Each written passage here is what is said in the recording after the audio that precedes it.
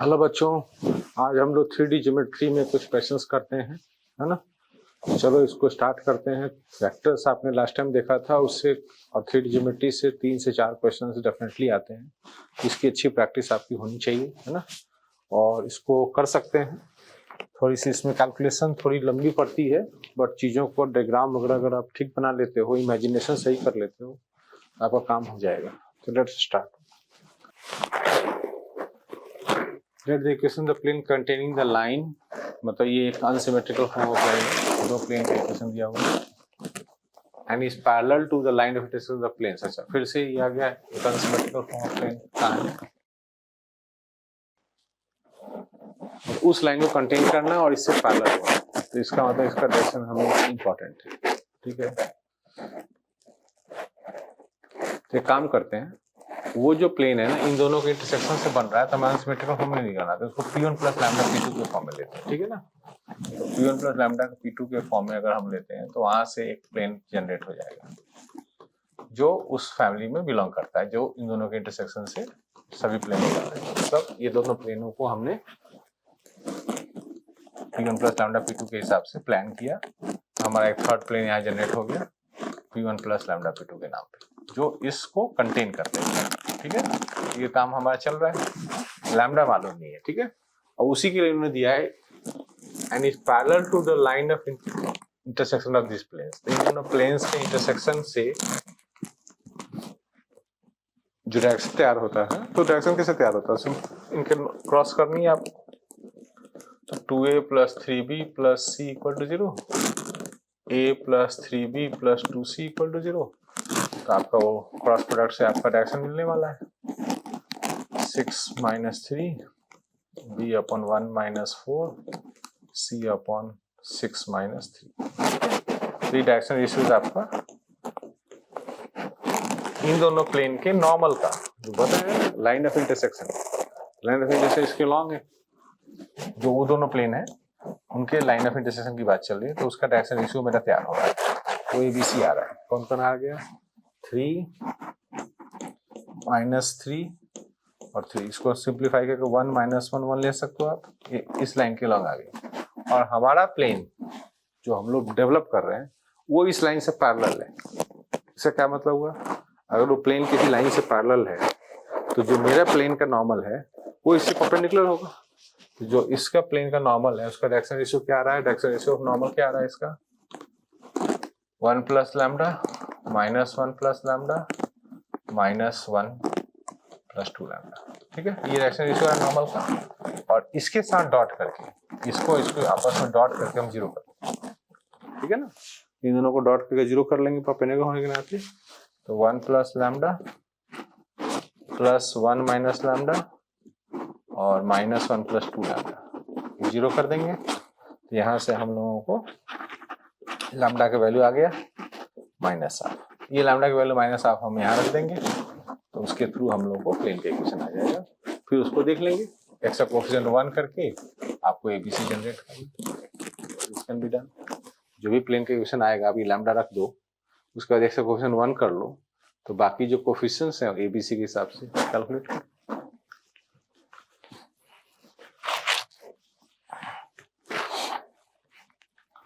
Let P be a point in the first octave. First octave में जिसके x, y, z coordinate positive है, whose image Q in the plane this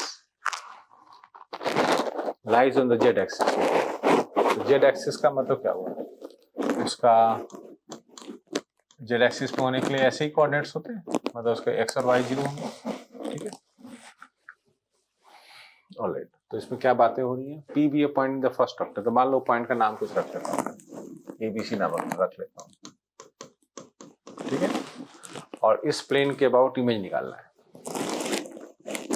तो निकालते हैं हम लोग। ठीक, तो x minus a upon 1 y minus b upon 1 z minus c upon 0 equal to -2 of a plus b minus 3 upon 2। तो इससे हम लोग क्या करेंगे, पता लगाएंगे कि इसमें x और y कोऑर्डिनेट 0 0 आना चाहिए, है ना। तो एक्स कोऑर्डिनेट 0 कैसे आया भैया?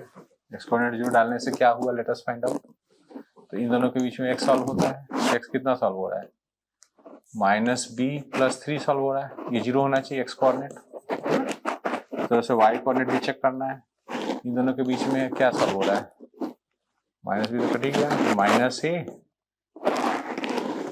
और +3। इसका मतलब ये हुआ कि आपको a मिल गया 3, b मिल गया 3, तो आपको c अब बचा हुआ है। ठीक है, तो ठीक है, दो कोऑर्डिनेट्स हम लोग को मिल गए हैं और ये जेड एक्सिस पे है। Let the distance of p from x axis. अब ये पॉइंट फ्रॉम x एक्सिस का मतलब क्या हुआ, इसका मतलब फ्रॉम x एक्सिस का मतलब क्या हुआ, b² + c² = 5। अच्छी बात है, b हम 3 जानते हैं, हमारा c यहाँ से 4 आ जाएगा। यूजिंग b = 3 आप चेक करो, c की वैल्यू यहाँ से 4 ± 4 आएगा, लेकिन आप एक काम करो +4 लो। क्यों? क्योंकि उन्होंने फर्स्ट ऑक्टेंट बोला, मतलब आपको XYZ कोऑर्डिनेट्स फर्स्ट ही चाहिए p का, तो c फर्स्ट। तो इसका मतलब आपको पूरा पॉइंट तैयार हो गया, आपका पूरा पॉइंट हो गया तैयार, 3, 3, 4 तैयार हो गया। ठीक है, पूरी तरह से तैयार हो गया। अब क्या बोला इन्होंने, R is the image of p in the XY plane. XY plane में p का इमेज चाहिए, यहाँ पे लेंथ PR। तो लेंथ PR हम क्यों निकालेंगे, why should I find length PR? हम XY प्लेन के ऊपर जो डिस्टेंस है उसी को डबल कर लेंगे। तो XY प्लेन पे कितना डिस्टेंस आएगा, हाँ बताओ। यहाँ पे आपका जो कोऑर्डिनेट आ गया 3, 3, 4, तो XY प्लेन से कितना डिस्टेंस आएगा, 4 यूनिट आएगा, और 4 यूनिट हमारा PM हो गया, तो आपको उसको डबल करना है, तो PR हो जाएगा आपका 8। ठीक है ना, XY प्लेन में तो Z = 0 इक्वेशन हुआ, तो इस प्लेन से डिस्टेंस कितना मिलेगा आपको, 4 मिलेगा। ठीक है,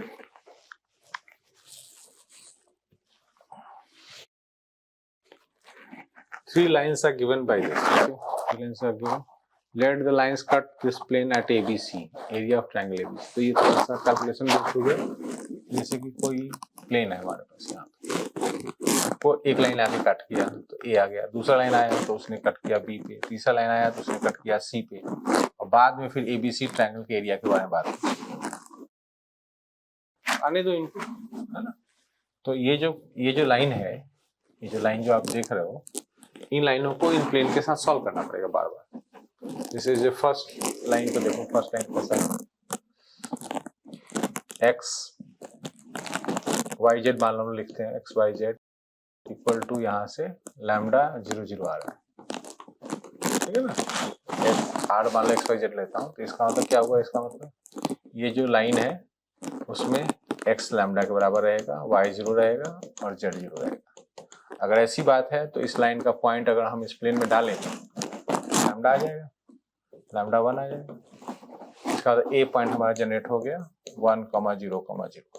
ये लाइन सॉल्व करना है, लाइन और प्लेन कैसे सॉल्व करते हैं, जैसे अभी चेक करते हैं, x y z अगर हमारे पास है और ये आ रहा है हमारा म्यू 0।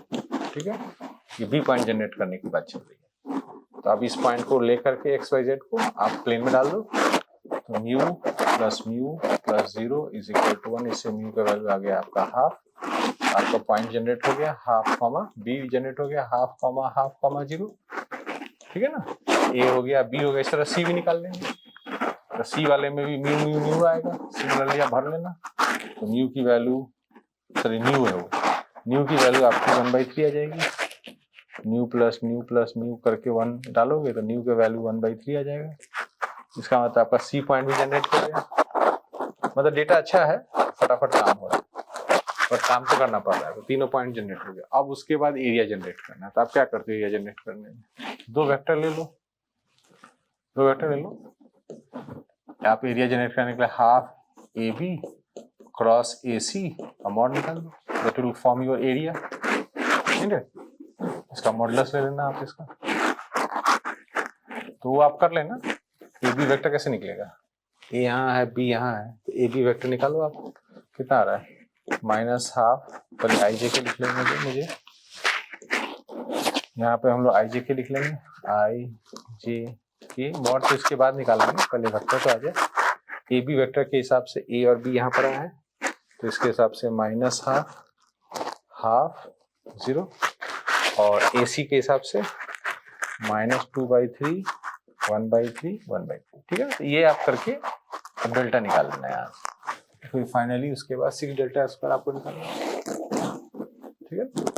दैट इज, इसमें लाइन को प्लेन के साथ सॉल्व किया, 3 पॉइंट जनरेट करना है और फिर इन तीनों पॉइंट को लेकर के आपको एरिया निकालना है। तो वेक्टर का भी हेल्प लेते रहो बीच में ताकि आपका काम फटाफट होता है। लेट अल्फा बीटा गामा भी real number such that this happens.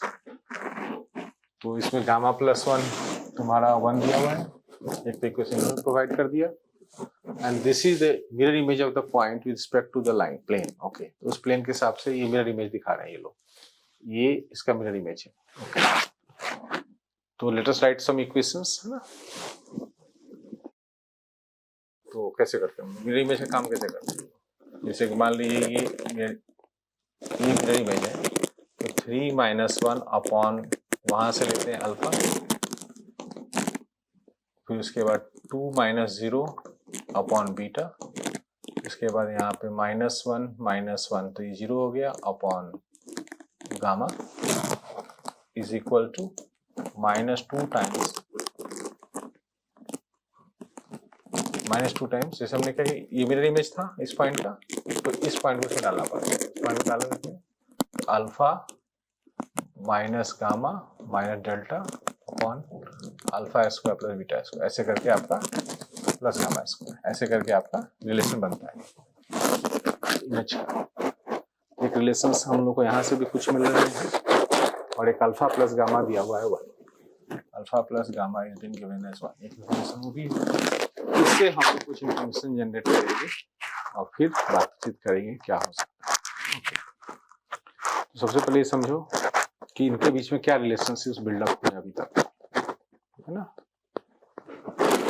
तो ये जैसे 0/गामा है, तो ये रेशियो 0 चल रहा है, 0 चल रहा है ना, 0 क्यों चल रहा है भाई?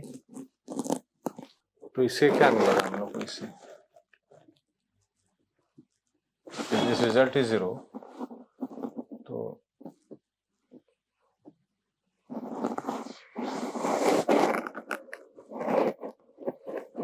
अल्फा बीटा गामा कहाँ से डिराइव होगा? यहाँ से।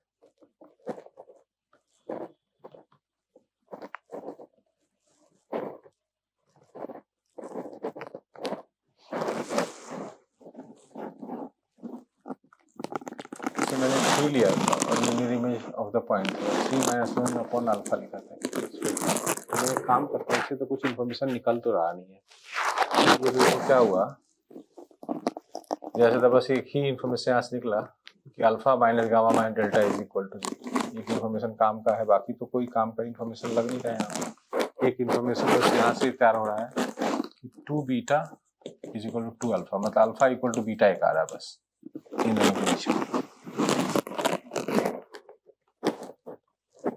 अल्फा इक्वल टू बीटा आ गया,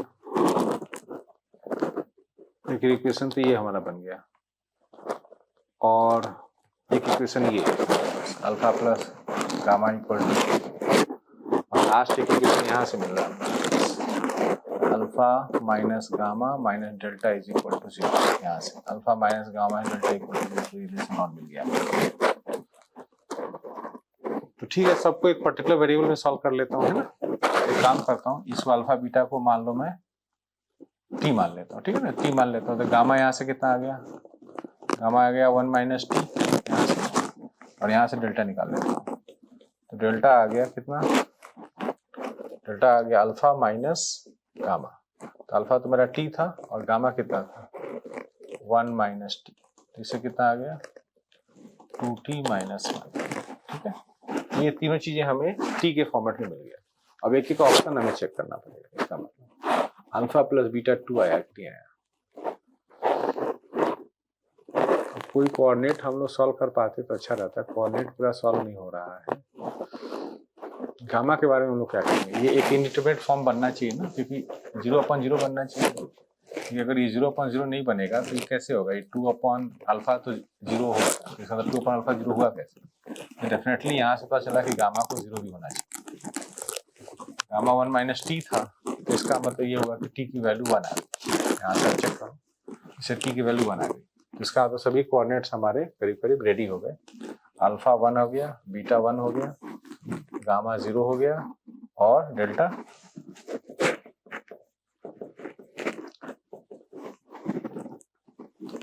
कितना आ गया, 1 आ गया। ठीक है, अब इसके हिसाब से हम चेक करेंगे। अल्फा प्लस बीटा 2 आया तो ठीक आ रहा है। देख लेते हैं कौन सा ऑप्शन गलत है। तीनों को जोड़ के ये ऑप्शन को ट्राई करके देखें। ये ऑप्शन को अल्फा बीटा गामा जोड़ें तो अल्फा बीटा और गामा जोड़ें तो आ रहा है 2, वो डेल्टा के बराबर नहीं है। ठीक है ना, ये गलत है। बट इसमें इसी देखो इनकरेक्ट चेक करना था, तो कहीं कोई डेटा गलत तो नहीं निकाल दिया मैंने। ये इक्वेशन मेरे को लगता है गड़बड़ निकाला आप लोगों ने, ये लास्ट वाला, ये वाला इक्वेशन गलत है लग रहा है ये वाला। क्योंकि अगर ये इंडिटरमिनेट फॉर्म है तो ये मैंने जीरो नहीं मानना चाहिए था मुझे, इसको समझ बात, इसको जीरो नहीं मानना चाहिए। ठीक है, तो अल्फा बीटा ये सब तो तैयार हो गए यहाँ से 1। अभी डेल्टा का केस बाकी है, डेल्टा का केस बाकी है, तो अलग से चेक करता हूँ कैसे निकलेगा।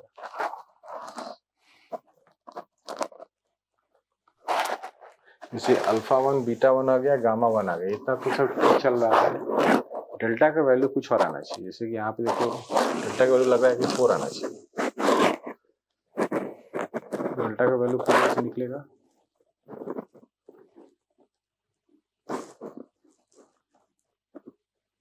एक काम करता हूँ, एक इन्फॉर्मेशन मेरे पास आ रहा है कि इन दोनों का जो मिड पॉइंट होगा वो तो उस प्लेन पे लाई करेगा ना, है ना। तो मेरा मिड पॉइंट निकालता हूँ मैं पहले। तो मिड पॉइंट हमारा कौन सा आ रहा है, इन दोनों के मिड पॉइंट 3 + 1/2 2 आ रहा है, 2 + 0/2 1 आ रहा है और ये 0 ये जो है इस प्लेन पे लाई करेगा। तो इसको इसमें पुट करें तो अल्फा तो 1 था ही, बीटा 1 था ही और गामा 0 था, तो 2 1 डालें तो 2 + 1 + 0 = डेल्टा। अच्छा, डेल्टा का वैल्यू हम लोग को 3 आ गया। इसका ये पॉइंट हम लोग को जो इनका मिड पॉइंट होता है वो हमारे उसके ऊपर लाई करेगा। डेल्टा का वैल्यू 3 आ गया। ठीक है, तो ये ऑप्शन ठीक आ रहा है।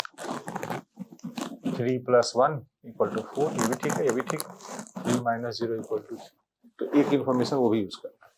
जब आप प्लेन पे होते हो, यहाँ पे आपका इमेज निकालते हो, तो इसका जो मिड पॉइंट होगा P और Q का, वो डेफिनेटली प्लेन पे लाई करेगा, तो वहां से अपन निकालेंगे। इसको आप 0 मत मानो, ये एक रेशियो बन रहा है इंडिटरमिनेट फॉर्म में, वहां से पता चला कि गामा 0 होना चाहिए, बाकी ये रेशियो 0 नहीं है। तो वो जो इक्वेशन हमने यहाँ से लिया था 0, वो गलत इक्वेशन। ठीक है,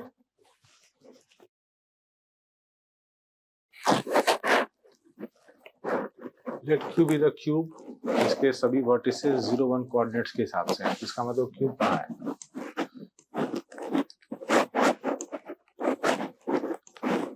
क्यूब इस तरह से है, इसमें एक कोऑर्डिनेट आप 0 0 0 ले लो, है ना। इधर मान लो एक्स एक्सिस लेते हो, इधर वाई एक्सिस लेते हो, इधर जेड एक्सिस लेते हो, इसको आप ले लो 1, 0, 0 ले लो, है ना। और इधर ले लो आप इसको 0, 1, 0 ले लो। इस टाइप से आपको सभी वर्टिसेस तैयार करने हैं। ये कोऑर्डिनेट आप ले सकते हो 0 0 1, इधर आने के लिए आपको x भी 1 और z भी 1 और z 1 0 1, इस टाइप से आपको सभी कोऑर्डिनेट्स मिल जाएंगे। तो आपका आ जाएगा x 0 है और बाकी दोनों 1 है और इसमें तीनों 1 है। ये कोऑर्डिनेट्स आपके क्यूब के तैयार हो गए। अब इसमें इन्होंने देखो जो भी बातें इतना लिखी है ना, इसमें तो सिंपल सी बात, एक तो फेस डायगोनल की बात कर रहे हैं और दूसरा बॉडी डायगोनल की बात कर रहे हैं। तो बॉडी डायगोनल और फेस डायगोनल के बीच में डिस्टेंस ये लोग कैलकुलेट करने की कोशिश कर रहे हैं। यहाँ पे पढ़ लो, इसमें थोड़ा सा करेक्शन चाहिए। L2 वैरीज ओवर, थोड़ा सा गलत लिखा है, L2 वैरीज ओवर S1। मतलब एक तो बॉडी डायगोनल लेना है और एक फेस डायगोनल लेना है। तो हम कोई भी लें, फिगर सिमेट्रिकल है, सेम आंसर आएगा। तो मान लो मैंने ये बॉडी डायगोनल ले लिया और एक फेस डायगोनल कौन सा लूँ जो इसको नॉन इंटरसेक्टिंग है, क्योंकि हमें डिस्टेंस निकालना है मैक्सिमम, है ना। तो हम लोग एक ले लेते हैं कोई ऐसा, मतलब ये शॉर्टेज डिस्टेंस का क्वेश्चन है। तो ये लाइन का इक्वेशन क्या बनेगा, इस लाइन का इक्वेशन बनेगा x/1 y/1 z/1। ठीक है, ये लाइन तो एक हो गया, जो ये लाइन मैंने बनाया अभी, एक मैं ले लेता हूँ और जो कि फेस डायगोनल लेना चाहता हूँ मैं, इसका कलर चेंज करके दिखाता हूँ कौन सा फेस डायगोनल ले लूँ मैं, जिससे इंटरसेक्ट नहीं करता, मान लो ये ले लेता हूँ ये वाला, ठीक है ना। इसका इक्वेशन हम लोग क्या लिखेंगे बताओ, इस लाइन का इक्वेशन कैसे लिखेंगे, x minus 1 upon direction ratio निकाल लो, -1 y माइनस 1 अपॉन नहीं y minus 0 upon direction ratio 1 और z माइनस 0 अपॉन 0। ये आपका दो लाइन आ गया। इन दो लाइनों के बीच में आप शॉर्टेज डिस्टेंस का क्वेश्चन सॉल्व करोगे। कैसे शॉर्टेज डिस्टेंस सॉल्व करते हैं दो लाइनों के बीच में, शॉर्टेज डिस्टेंस एग्जाम में काफी पॉपुलर है, यू मस्ट अंडरस्टैंड कि आपको जिसे उस पे दो कोऑर्डिनेट लेना पड़ेगा, ऐसे लाइन की इक्वेशन की जरूरत नहीं है, दो कोऑर्डिनेट लेना होता है, कोई भी दो कोऑर्डिनेट ले लो और उसके अलॉन्ग वेक्टर्स का क्रॉस ले लो। आपने एक फॉर्मूला पढ़ा होगा ना अपने शॉर्टेज डिस्टेंस का फॉर्मूला लाइन के बीच में कि a1 minus a2 vector b1 b2 है ना, STP लेते हैं हम लोग और नीचे b1 क्रॉस b2 से डिवाइड करते हैं। ये शॉर्टेज डिस्टेंस का फॉर्मूला जो है आप यूज करो। इसमें a1 a2 क्या है, दो पॉइंट्स हो गए, दोनों लाइनों पे एक एक पॉइंट हो गए।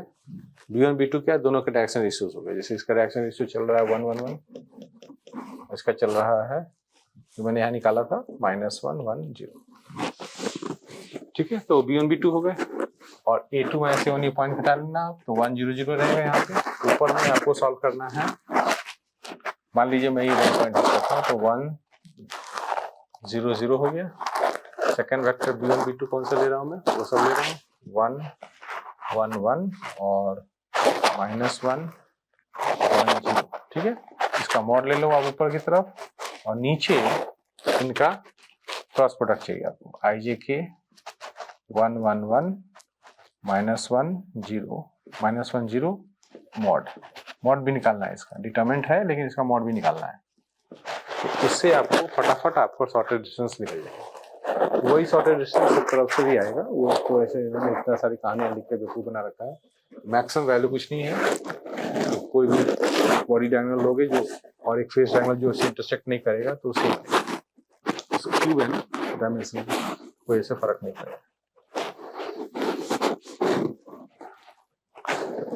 A and B be two distinct points on the line, okay? ये लाइन है हमारा, इसके ऊपर दो पॉइंट्स पड़े हैं A और B at distance of this from the foot of perpendicular drawn from the point on the line, okay? तो मान लीजिए हमने कोई पॉइंट लिया है यहाँ पे P 1 2 3 और वहां से फुट ऑफ परपेंडिकुलर हमने डाल दिया यहाँ पे, ठीक है। और वहां से डिस्टेंस बोला गया है 2√70, मतलब AM डिस्टेंस और ये BM डिस्टेंस दोनों दिया हुआ है 2√70, ठीक है।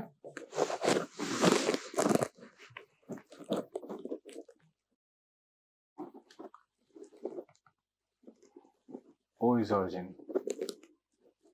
अच्छा O is origin, तो OA और OB मतलब ये बेसिकली क्या है, OA OB वेक्टर तो वैसे ही बना रहे हैं लोग, वैसे कोई खास काम नहीं है O का।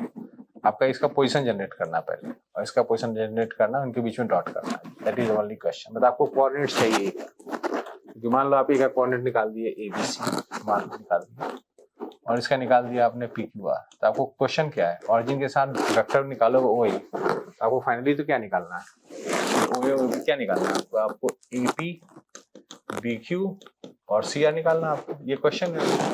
तो मेनली रिक्वायरमेंट क्या है कि आपको ये दोनों कोऑर्डिनेट्स चाहिए।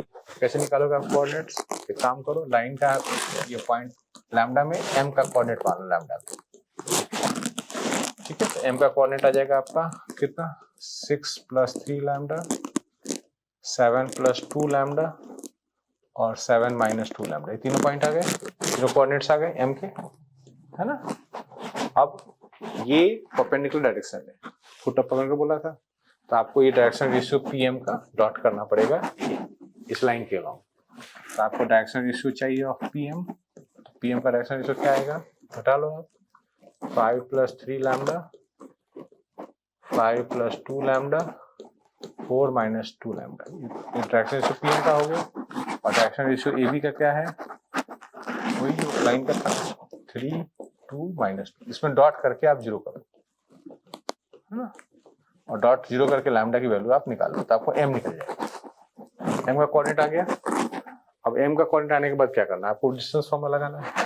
इस लाइन पे फिर से एक हमें डिस्टेंस जनरेट करना है इस लाइन पे, तो उसके लिए क्या करेंगे हम लोग, सपोज करो न्यू निकाल लेता हूँ मैं, a का कोऑर्डिनेट न्यू, चाहो तो वही यूज कर लो टाइम बचाने के लिए, यही कोऑर्डिनेट यूज कर लो। तो न्यू में मान लो, और म्यू से a का डिस्टेंस, m का डिस्टेंस, यहाँ से तो m का कोऑर्डिनेट आपका आ चुका होगा, है ना, m का कोऑर्डिनेट आपका आ गया होगा, उससे आप a का डिस्टेंस निकालोगे, क्योंकि ऑब्वियसली उसी तरह से लिखना है 6 + 3 म्यू करके, ऐसे करके लिखना है उसको।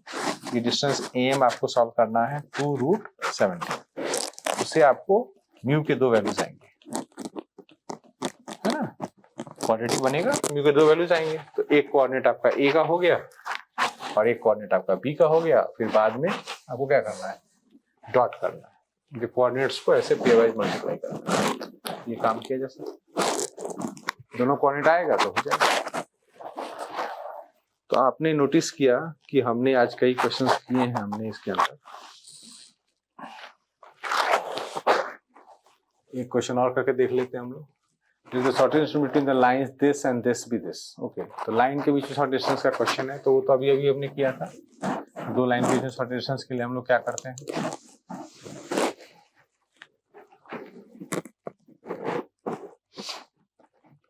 (2√6) डिस्टेंस दिया हुआ है ना। आप शॉर्टेस्ट डिस्टेंस के लिए क्या करते हो, यहाँ का एक कोऑर्डिनेट लेते हो, यहाँ का एक कोऑर्डिनेट लेते हो, और दोनों लाइन के लॉन्ग वेक्टर लेते हो। तो वो प्रोसेस फॉलो करो आप, जिससे कि आपको ये 2√6 आ जाए, ठीक है।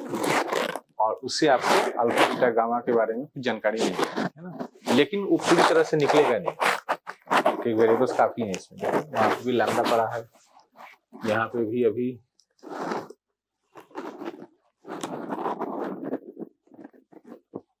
तो ये जो डिस्टेंस आप कैलकुलेट करोगे तो अल्फा बीटा गामा में एक रिलेशन बनेगा, ठीक है ना। तो उस रिलेशनशिप को आपको आपस में जोड़ घटा कर देखना है कि किस तरीके से ये चीजें सेटिस्फाई करेंगी। कोई सेटिस्फाई करेगा, कोई नहीं करेगा, तो उसको आपको रिजेक्ट करना। शॉर्ट डिस्टेंस का बेसिकली सबसे पहले फॉर्मूला लगाना, ठीक है ना, क्योंकि इतना डिस्टेंस तो दिया हुआ है 2√6, तो उतना आप करके पहले वो आप लैम्डा